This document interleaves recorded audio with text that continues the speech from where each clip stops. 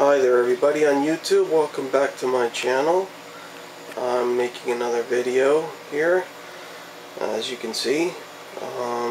Just wanted to show you because I didn't get a chance to review the protein skimmer from when I first set it up in January. It's been running now for 6 months, and I just want to show you guys what it is doing. So take you in the back and you can have a look at it. So here we go, we're around the corner here, and there it is. It's a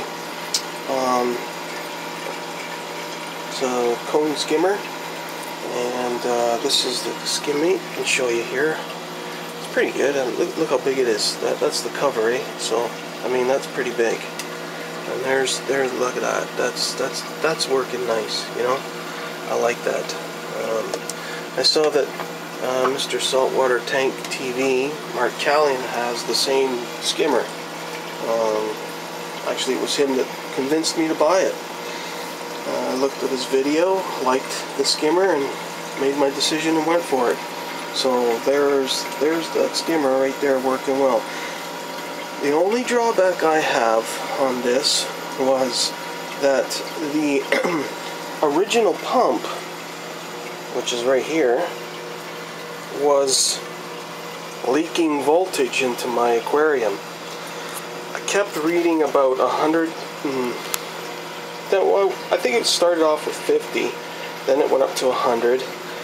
Put some silicone around this area right here, right where the cord is going into the pump, and it worked for a while, but then the voltage started going up again, and the voltage was really reaching up to 110, and I didn't like that too much, so I got another pump. I put that in there. It's been running fine, so voltages are not at dangerous levels. I believe it's the epoxy here that's is compromised. So voltage is leaking out and electrifying the water. So here's my meter. It's a little cheapo one from Canadian Tire here in Canada. Those Canadians will know what Canadian Tire is. Americans, it's just like a Home Depot store, basically, but with automotive parts. I wouldn't know what the equivalent is in the US, but so anyway, here it is. It's reading 0.0. So if I were to take a reading of my aquarium, this is going to be a little hard to do, just because I've only got one hand.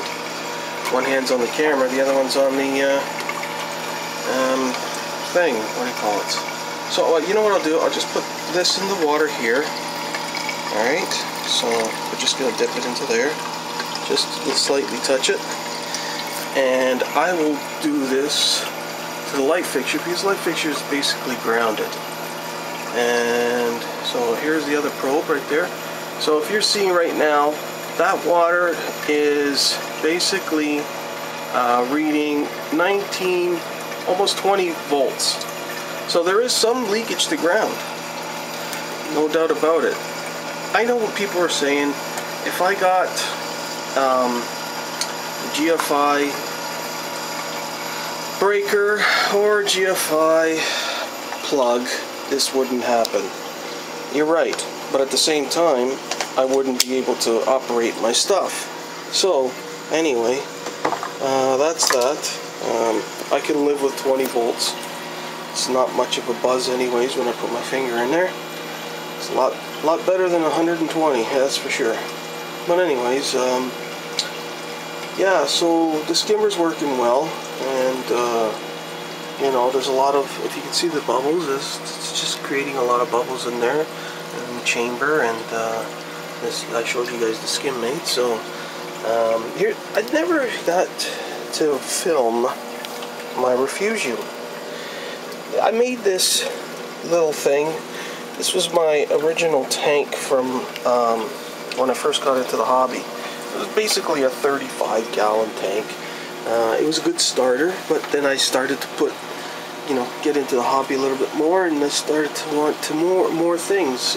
Coral was good for fish, but small ones. I knew the limitation of this tank when I first bought it, but anyway, it was a good starter.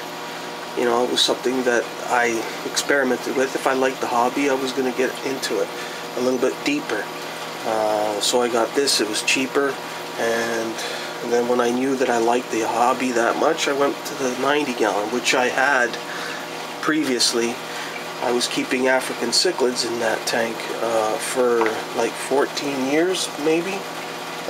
Just got sick of them, and now I'm into the saltwater hobby, which is a lot better, a lot more expensive, but a lot better.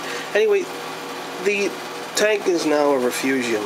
It's got the borders here where the bubbles are in the first chamber. I've got the refugium in the second chamber, and the third chamber is just a return with a phosphate remover. I use the C-Chem stuff. I really like that stuff anyways.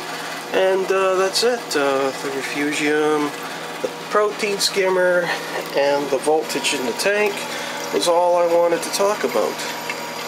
Anyways, if you got any comments, questions, you want to subscribe to me, go ahead, be my guest.